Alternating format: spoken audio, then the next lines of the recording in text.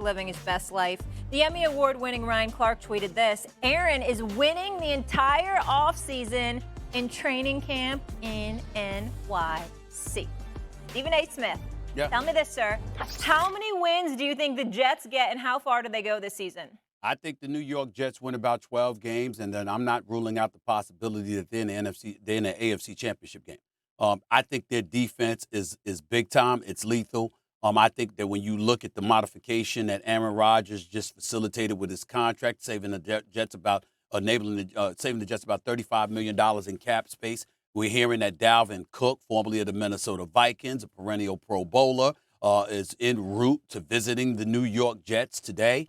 So when you take all of those things into consideration, an insurance policy, I'm not underestimating the Jets at all. I don't believe they've got a chance to go to the AFC Championship game because of Aaron Rodgers. Remember, with all due respect to his greatness, he did lose the last 3 games at Lambeau Field, which were crucial games, an NFC Championship game to Tom Brady, a playoff game to the Jimmy Garoppolo and the San Francisco 49ers, and then the last game of the regular season last year to the Detroit Lions. We understand that there's some flaws to some degree, but in the end, he is such a star. He is such a super upgrade compared to Zach Wilson, Matt White, and all of those brothers. And then you take that into consideration with the defense and what they're willing to do. I'm just of the mindset that they got a shot to be in the AFC Championship game against Patrick Mahomes. That's where I'm at with it right now.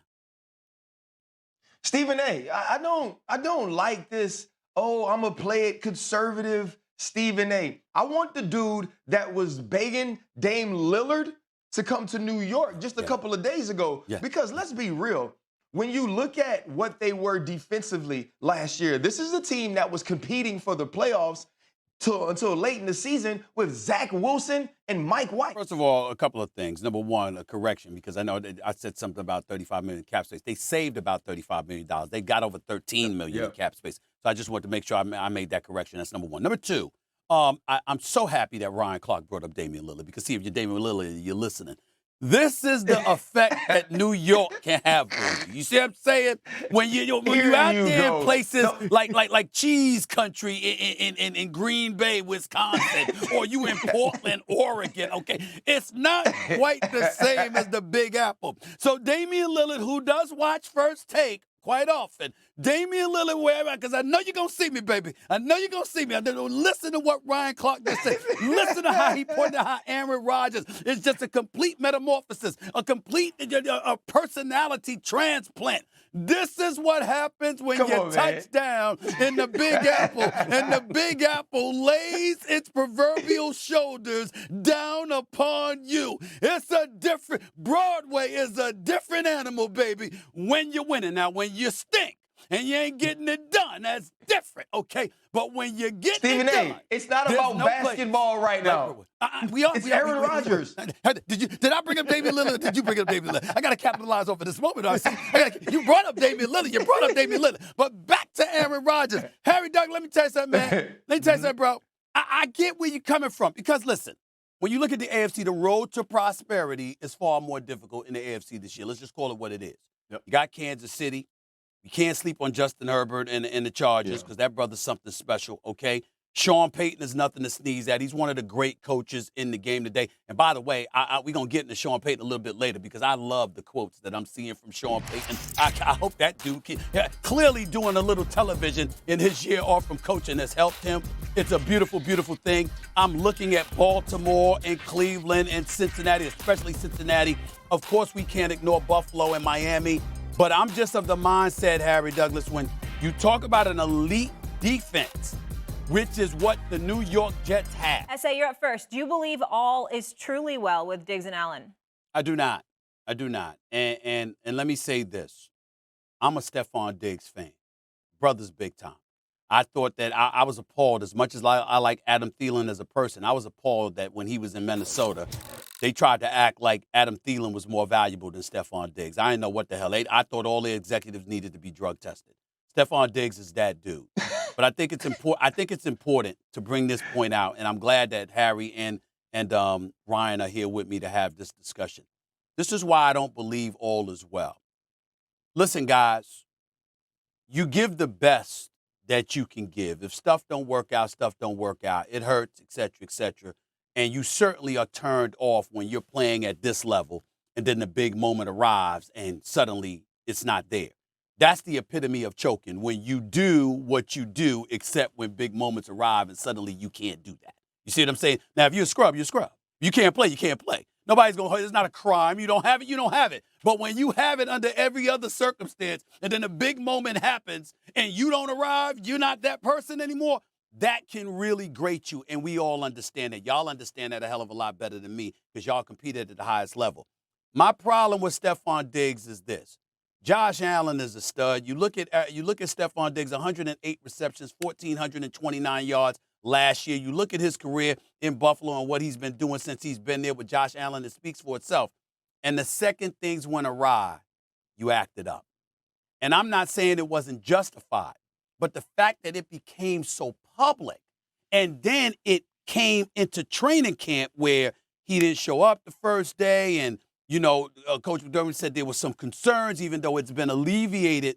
The level of frustration that he showed, it wasn't like Josh Allen stunk up the joint on purpose. You know what I'm saying? And to be that flagrant with your disgust, where it clearly lasted throughout the offseason, where there were indications that there was a reason to be concerned, even once training camp arrived, is what concerned me. If he just felt that way the day of the game and left the post-game press conference, all right, that's fine. But when it was still relevant just months later, now you get a little bit worried because, again, you're going to have bad games. You're going to have games where you just ain't yourself. You don't show up or whatever the case may be. And you certainly don't expect your teammate to be that demonstrative with his disappointment. That's what Stefon Diggs was. I'm not saying he's at fault, guys. I'm saying I don't believe that it's like everything's fine. Because the second things go awry, what's going to happen that time? That's where I'm at with it.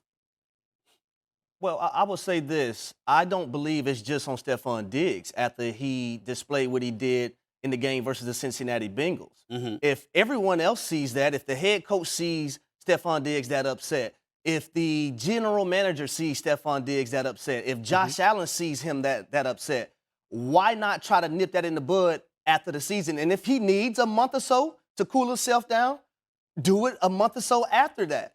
But for everyone, including Stefon Diggs, to allow that to get to minicamp in which they had to have a conversation, and then for their head coach, Sean McDermott, to come out and say that it was an issue and then try to walk those things back, I just felt like it was an opportunity for everyone involved to try to nip that in the bud after the season, not just Stefon Diggs. Now, I do think things are cool for right now, but if you have a situation where you had versus the Cincinnati Bengals where it's the first third down and Stefon Diggs is wide open and Josh Allen misses him, or you're in the playoff game before and you're playing against the Dolphins and it's a third and short situation and Stefon Diggs is on the right side and he's wide open and Josh Allen doesn't even look his way, then yes, that's an issue. I would have an issue with that because if I'm supposed to be that dog, if I'm supposed to be that guy that y'all count on, then you need to be looking for me through and through. I played with a Roddy White. I played with a Julio Jones, so I know what it looks like in certain cases. Let me tell you this, Stephen A.